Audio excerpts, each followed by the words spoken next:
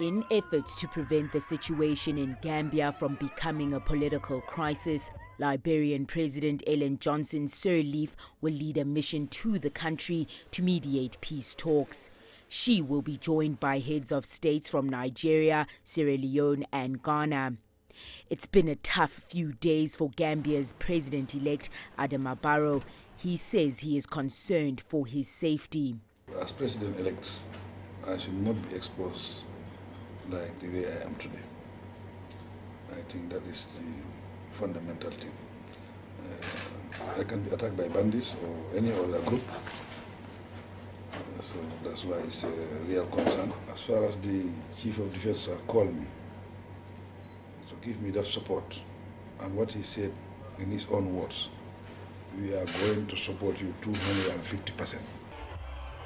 The international community is urging Yahya Jammeh to accept his election defeat.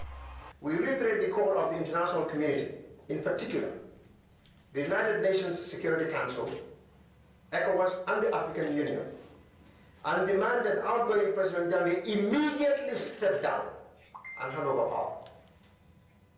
We also call on the APRC to prevail on their Secretary General, the outgoing President Jammeh, to respect the outcome of the election. Jammeh says he plans to contest the results at the Supreme Court. However, Gambia has no sitting judge to hear his complaint. We do not recognize that the outgoing president has the constitutional authority in the last days of his presidency to appoint any Supreme Court judge in the Gambia and swear them in for the purpose of receiving his petition. In other words, it is our view, our firm conviction, that outgoing President Jammeh has no constitutional authority. As the power struggle continues between Jammeh and Barrow, Gambians remain hopeful that intervention efforts will help prevent their country from sliding into chaos.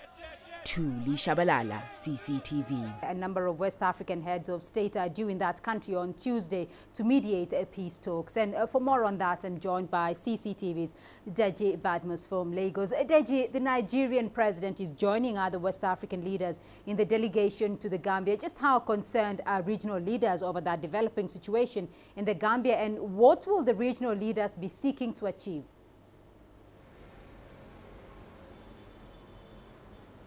Well, basically, these regional leaders, Beatrice, will be seeking to convince President Jammeh to give up power.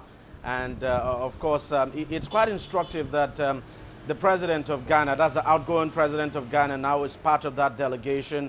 That is sending a clear message to President Jammeh that if an incumbent president could concede defeat in an election he took part in and has accepted to step down, then President Jammeh should probably toe the line. So we expect that these West African leaders would, talk to President Jammeh to give up power. And not just President Jammeh now, they would also be speaking to the opposition as well.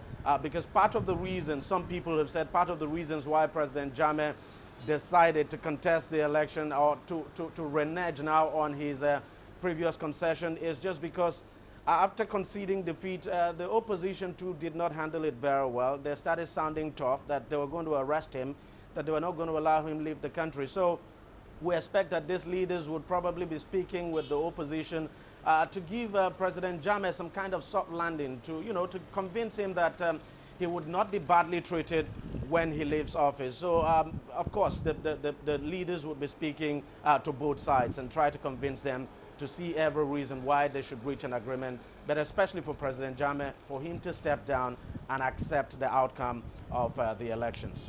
Well, Deji, at this point, though, do we know if external intervention is on the cards, or will President Jammeh be allowed to legally challenge the disputed election result?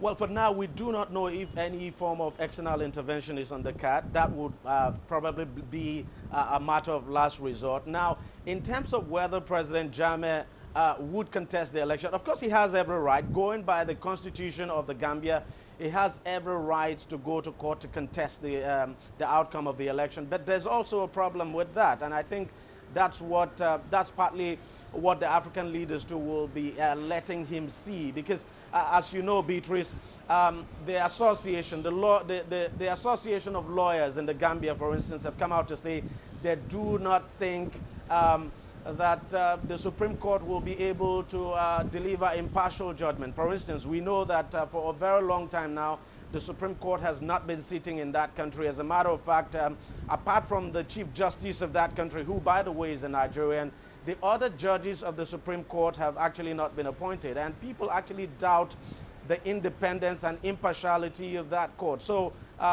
it's a very difficult one. But the fact is that President Jammeh, by the constitution of that country, has every right to go to court and seek a legal challenge. But the question is, when you are not so sure that, when you cannot vouch for the independence of the judiciary, then that's a problem. And I think what the African leaders will be seeking to do is to ask President Jammeh to just accept this outcome and, you know, just move on. But we'll just wait and see what happens.